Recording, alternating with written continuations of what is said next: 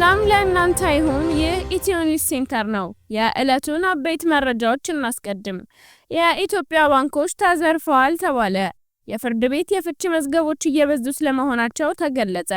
የቤት መስሪያ ቦታ ጥያቄው ውዝግብ አስነስቷል። የኢትዮ ቴሌኮም የአክሲዮን ሽያጭ ማብራሪያ ሊሰጠው እንደሚገባ ተጠየቀ። ተወዳጁ አርቲስት የአምባሳደርነት ሹመት አገኘ። የኢትዮጵያ መምህራን ማህበር የፋኖ ኃይሎችን ጽንፈኛ ሲል ገለጸ። የአፍሪካው ቁጥር 1 ባለሀብት ኪሳራ እንደገጠመው ተነገረ። ጤና ይስጥልን ውድ የኢትዮ ኒውስ ሴንተር ቤተሰቦች፣ እነዚህንና ሌሎችን ትኩስ መረጃዎች እንዲደርሱት የቻናላችን ቤተሰብ ይሁኑ። እነሆ ዝርዝር። የኢትዮጵያ ባንኮች ተዘርፈዋል ተባለ። 28 የኢትዮጵያ ባንኮች 1.3 ቢሊዮን ብር መጭበርበራቸውን የኢትዮጵያ ብሔራዊ ባንክ ዓመታዊ የገንዘብ ደህንነት ሪፖርቱን ይፋ አድርጓል። የባንኩ ሪፖርት እስከ ሰኔ 2024 ድረስ ያሉ የገንዘብ እንቅስቃሴዎች ዙሪያ ትኩረቱን አድርጓል። ባንኩ በሪፖርቱ እንደጠቀሰው 28 የኢትዮጵያ ባንኮች 1.3 ቢሊዮን ብር በአጭበርባሪዎች ገንዘባቸውን አጥተዋል ብሏል። የማጭበርበር ድርጊቶቹ የተፈጸሙት በሐሰተኛ የገንዘብ ኖቶች፣ በተሰረቁ የኤቲኤም ማሽኖች፣ በሐሰተኛ ቼኮች፣ በሐሰተኛ የስልክ መልእክትና ተያያዥ መንገዶች አማካኝነት ነው። በዚህ ዓመት ባንኮች ያጡት ገንዘብ ከአምናው ተመሳሳይ ወቅት ጋር ሲነጻጸር በ300 ሚሊዮን ብር ጭማሪ እንዳሳየም በሪፖርቱ ላይ ተጠቅሷል። በኢትዮጵያ በአጠቃላይ ካሉ 31 ባንኮች ውስጥ 28ቱ ሲጭበረበሩ የቀሪዎቹ 3 ባንኮች ማንነት ግን በሪፖርቱ ላይ አልተጠቀሰም። ባንኮች ከአነስተኛ የብድርና ቁጠባ ተቋማት ጋር በመቀናጀት ብድሮችን እየሰጡ ነው የተባለ ሲሆን ይህ አገልግሎት እየጨመረ መሄድ የበይነ መረብ ማጭበርበሮች መበራከት ባንኮች የሚያጡት ገንዘብ ሊጨምር እንደሚችል ብሔራዊ ባንክ በሪፖርቱ ላይ መጥቀሱን ከፌዴራል የሥነ ምግባርና ጸረ ሙስና ኮሚሽን የተገኘው መረጃ ያሳያል። ይሁን እንጂ 1.3 ቢሊዮን ብር ተጭበረበሩ የተባሉት ባንኮች ዝርዝር በይፋ አልተገለጸም። የፍርድ ቤት የፍቺ መዝገቦች እየበዙ ስለመሆናቸው ተገለጸ። የአዲስ አበባ ከተማ የሲቪል ምዝገባና የነዋሪነት አገልግሎት ኤጀንሲ ከፌዴራል የመጀመሪያ ፍርድ ቤት ጋር የፍቺና ጉዲፈቻ ውሳኔዎችን መዝግቦ በአንድ መስኮት አገልግሎት ለመስጠት የጋራ ስምምነት ፈጽመው እየሰሩ ሲሆን ባለፉት 3 ወራት ውስጥ የተሰሩ ስራዎችን አፈጻጸም በጋራ ገምግመዋል። በዚህም ወቅት በቀረበ ሰነድ 996 ተገልጋዮች በ3 ወራት የኩነት ምዝገባ አገልግሎቱን በፍርድ ቤቶች በአንድ መስኮት ማግኘታቸው ተመላክቷል። ከዚህም ውስጥ ውሳኔ ያገኙ 943 ፍቺዎች እንዲሁም 53 ውሳኔ የተሰጠባቸው ጉዲፈቻዎችን በወቅቱ ምዝገባ በማድረግ በአንድ ማዕከል በፍርድ ቤቶች አገልግሎት መሰጠቱ ተመላክቷል። የቤት መስሪያ ቦታ ጥያቄው ውዝግብ አስነስቷል። የመቀሌ 70 ካሬ የቤት ግንባታ ማህበራት አመራርና አባላት ጥያቄያችን ላለፉት 6 ዓመታት ሰሚ ጆሮ አጥቷል በማለት በትግራይ ጊዜያዊ አስተዳደር ፕሬዝዳንት ጽሕፈት ቤት በሰላማዊ ሰልፍ ምሬታቸውን ገልጸዋል። ከ6 ዓመታት በፊት ለአንድ አባወራ 70 ካሬ ሜትር የመኖሪያ የቤት ግንባታ መሬት ለመስጠት በሚፈቅድ መመሪያ መደራጀታቸውን ገልጸው ከጦርነት በኋላ ነባሩ መመሪያ በመጣስ በአፓርታማ ነው የምትስተናገዱት መባላቸውን ኢፍትሐዊ እንደሆነ ገልጸዋል። በትግራይ ደረጃ የተደራጁት እነዚህ 60 ሺህ የ70 ካሬ የቤት ግንባታ ማህበር ጥያቄ አቅራቢዎች የመኖሪያ ቤት የግንባታ መሬት አሰጣጥን አስመልክቶ በክልሉ ከተሞች የሚታየው ወጥ ያልሆነ አሰራር እንዲታረም ድምጻቸውን አሰምተዋል። በሌሎች ከተሞች ተፈቅዶ በመቀሌ ከተማ ለ70 ካሬ የቤት መኖሪያ ግንባታ መሬት አይሰጥም መባሉ እጅግ እንዳስገረማቸውና እንዳሳዘናቸው ገልጸዋል። ጥያቄያቸው የተደራጁበት መመሪያ በሚፈቅደው መሰረት የመኖሪያ ቤት ግንባታ መሬት ከማግኘት የዘለለ ፖለቲካዊ ተልዕኮና ዓላማ እንደሌለው አስረድተዋል።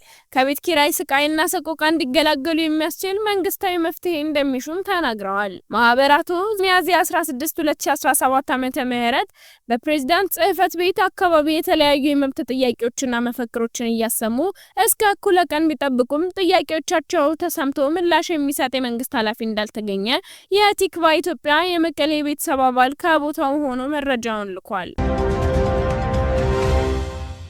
3.2 ቢሊዮን ብር ሸጫለው አለ ኢትዮ ቴሌኮም። ኢትዮ ቴሌኮም በጥቅምት ወር 10 በመቶ ድርሻውን ማለትም እያንዳንዳቸው 300 ብር ዋጋ ያላቸውን 100 ሚሊዮን መደበኛ አክሲዮኖች ለህዝብ በሽያጭ ማቅረቡ ይታወቃል። ውሳኔው ኢትዮ ቴሌኮም ሙሉ በሙሉ በመንግስት ባለቤትነት ተይዞ ከነበረበት ወደ አክሲዮን ማህበርነት ያሸጋገረ ነበር። ለግዢ የቀረቡት አክሲዮኖችን በተመለከተ ተቀባይነት ያገኙ አክሲዮን ገዢዎች ከጥር 17 2017 ዓ.ም ጀምሮ እንደሚለዩ ተገልጾ የነበረ ሲሆን ተቀባይነት ያላገኙ አክሲዮን ገዢዎች ደግሞ እስከ ሚያዝያ 6 2017 ዓ.ም ገንዘባቸውን ተመላሽ ማድረግ እንደሚጀምር ይፋ አድርጎ ነበር። ተቀባይነት ያገኙና ውድቅ የሆኑ አክሲዮኖችን በተመለከተ በተቀመጠው ጊዜ ገደብ መሰረት ምንም አይነት ይፋ ያደረገው መረጃ ሳይኖር ወራትን ያስቆጠረው ኢትዮ ቴሌኮም በጉዳዩ ላይ በዛሬው ዕለት መግለጫ እየሰጠ ይገኛል። መግለጫውን የሰጡት የኢትዮ ቴሌኮም ዋና ስራ አስፈጻሚ ፍሬህይወት ታምሩ የመጀመሪያው ዙር የአክሲዮን ሽያጭ ከተጀመረበት ጥቅምት 9 እስከ ታህሳስ 25 2017 ዓ.ም ድረስ ሲከናወን ቆይቷል ብለዋል። የአክሲዮን ሽያጩ በአጠቃላይ ለ121 ቀናት የቆየ ሲሆን በአጠቃላይ 47377 ኢትዮጵያውያን ኢንቨስተሮች ሼሮችን ገዝተዋል። በአጠቃላይ 10.7 ሚሊዮን ሼሮችን ሽያጭ ተከናውኗል። በገንዘብ ሲተመን 3.2 ቢሊዮን ብር ይይዛል። የኢትዮ ቴሌኮም ዋና ስራ አስፈጻሚ ፍሬህይወት ታምሩ ባንኮችና ትውልደ ኢትዮጵያውያኖች ጥያቄ ማቅረባቸውን ገልጸዋል። ይህንን ታሳቢ በማድረግና በመጀመሪያው ሂደት ላይ ያጋጠመው ነገሮችን በመገምገምና መንግስትን በማማከር በቀጣይ መሳተፍ የፈለጉ ግለሰብ ተቋማትና ትውልደ ኢትዮጵያውያኖች የቀሩ ሼሮችን እንዲገዙ መቼ ለሽያጭ እንደሚያቀርቡ የምናሳውቅ ይሆናል ብለዋል። አሁን ላይ በአክሲዮን ሽያጩ የተገኘው 3.2 ቢሊዮን ብር ገንዘብ እስካሁን ለምንም አይነት ጥቅም ሳይውል በዝግ አካውንት ተቀምጦ እንደሚገኝ ገልጸዋል። ተወዳጁ አርቲስት የአምባሳደርነት ሹመትን አገኘ። በፊልም ድርሰቶቹና በትወና ብቃቱ የምናውቀው አርቲስት የተሰጠው ሹመት ጠቀም ያለ ገንዘብ የሚያስገኝለት እንደሆነ ተናግሯል። ብርሃን ገበያ የተሰኘ ድርጅት አርቲስት ሙሉዓለም ጌታቸውን የብራንድ አምባሳደር አድርጎ ሾሞታል።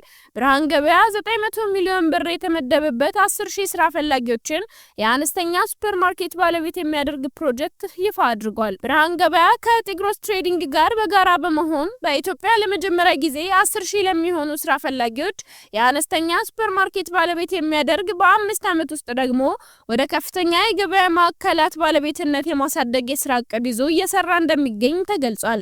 በአጠቃላይ በኦሮሚያና በሌሎች ክልል ለበርካታ ወጣቶች ስልጠና በመስጠት የስራ እድል መፍጠሩን አቶ ፊሊሞን ካሳሁን የሊንካስ ትሬዲንግ ዋና ስራ አስፈጻሚ ለብስራት ሬዲዮና ቴሌቪዥን ተናግረዋል።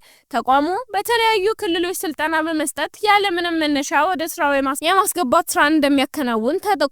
ወጣቶቹ ቅድሚያ መነሻ የሚሰጣቸው ራሱ ድርጅቱ ሲሆን ከቻይና የሚመጡና በሀገር ውስጥ የሚመረቱ የስቴሽነሪ እንዲሁም የመጠጥ አይነቶችን በመሸጥ ራሳቸውን እንዲችሉ እንደሚያደርግ ተጠቁሟል። ይህንን ዓላማ ለማሳካት ብርሃን ገበያ ከዳሽን ባንክ፣ ከስንቄ ባንክ፣ ከኢንሳና ከሌሎችም መንግስታዊና መንግስታዊ ካልሆኑ ድርጅቶች ጋር እንደሚሰራ ተነግሯል። ብርሃን ገበያ ፕሮጀክቱን ለማሳካት እንዲሆን 900 ሚሊዮን ብር የተመደበ ሲሆን የእድሉ ተጠቃሚ ለመሆን ንግድ ፍቃድ ያላቸውና ከወጣቶችና ስፖርት ቢሮ የድጋፍ ደብዳቤ እንደሚያስፈልግ ተጠቁሟል። በተጨማሪም አርቲስት ሙሉዓለም ጌታቸውና ወጣት ቅድስት ሙሉዓለም ለ5 ዓመት የሚቆይ በየዓመቱ የሚታደስ የአምባሳደርነት ኮንትራት ተፈራርመዋል።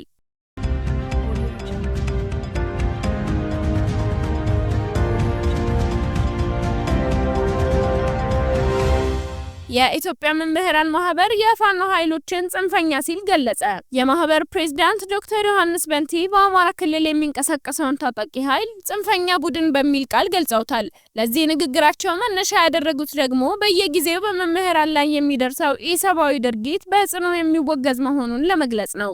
ዶክተር ዮሐንስ ከፖለቲካ ገለልተኛ ነው የሚባልለትን ማህበር እየመሩ መንግስት የሚጠቀምበትን የፋኖ ኃይሎች መጠሪያ ለምን መጠቀም እንዳልፈለጉም የጠየቃቸው የለም። ዶክተር ዮሐንስ በንቲ ከኢዜአ ጋር ባደረጉት ቆይታ እንደገለጹት ማህበሩ ከቅድመ መደበኛ ጀምሮ እስከ ዩኒቨርሲቲ ድረስ ያሉትን አባላትን መብትና ጥቅም ለማስጠበቅ እየተጋ ይገኛል። በተጨማሪ የመምህራን መብታቸውና የሙያ ክብራቸው ተጠብቆ እንዲሰሩ ትኩረት ሰጥቶ እየተንቀሳቀሰ መሆኑን አስታውቋል። ይሁን እንጂ የመምህራን ሙያዊ ክብር ዝቅ የሚያደርግ ኢሰብአዊ ተግባር ሲፈጸም እንደሚስተዋል ጠቁመው በአማራ ክልል የሚንቀሳቀሰው ጽንፈኛ ቡድን በመምህራን ላይ የሚፈጽማቸውን ኢሰብአዊ ድርጊቶች ለአብነት አንስተዋል። ይህም ማህበሩ ድርጊቱን አጥብቆ እንደሚያወግዘው ገልጸው ድርጊቱ ትምህርት ቤቶች ደህንነታቸው የተረጋገጠ መሆን አለበት የሚለውን የተባበሩት መንግስታት መርህ በእጅጉ የጣሰ ነው ብለዋል።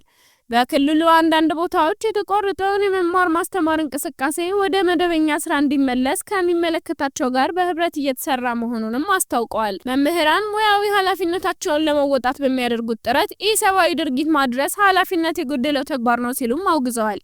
በክልሉ ትምህርት ቤቶች አካባቢ የሚደርሰውን ተጽዕኖ በቅርብ እየተከታተልን ነው ያሉት ፕሬዝዳንቱ በማንኛውም ወቅት መምህራን ላይ የሚደርስ ጥቃትን አጥብቀን እንቃወማለን ብለዋል። በክልሉ አጠቃላይ በትምህርት ገበታ ላይ የሚገኙ ተማሪዎች መጠን ከ40% እንደማይበልጥ ገልጸው ጽንፈኛው ቡድን የመማር ማስተማር ሂደት ማስተጓጎሉን የማህበረሰቡንና የክልሉን የትምህርት ሁኔታ ወደ ኋላ እንደሚጎትት አስረድተዋል። መምህራን በየትኛውም ታጣቂ ኃይል ሊገደሉ እንደማይገባ የታወቀ ሀቅ ቢሆንም በደቡብ የሀገሪቱ ክፍሎች 2 ዓመት ሙሉ ያለ ደሞዝ ሰርተው ደሞዛችን ይከፈለን ብለው በሰላማዊ መንገድ የጠየቁ መምህራንን በመንግስት ለእስርና ለድብደባ መዳረጋቸውም አግባብ አለመሆኑን ለመግለጽ ግን አልደፈሩም።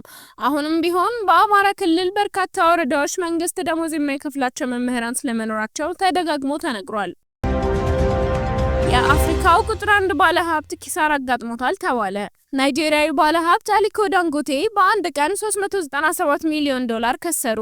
ናይራሜትሪክስ እንደዘገበው የአፍሪካ ቁጥር 1 ባለሀብት የሆኑት ዳንጎቴ ይህንን ያህል መጠን ያለው ኪሳራ ያጋጠማቸው የዳንጎቴ ሲሚንቶ አክሲዮን ዋጋ በመቀነሱ ነው። ውድ ቤተሰቦቻችን ለዛሬ የያዝናቸው መረጃዎች እኒህን ይመስሉ ነበር። በቀጣይ አዳዲስ መረጃዎችን በአንደኝነት እንዲደርሷችሁ ሰብስክራይብ በማድረግ ቀዳሚ ይሁኑ። መልካሙን ያሰማን።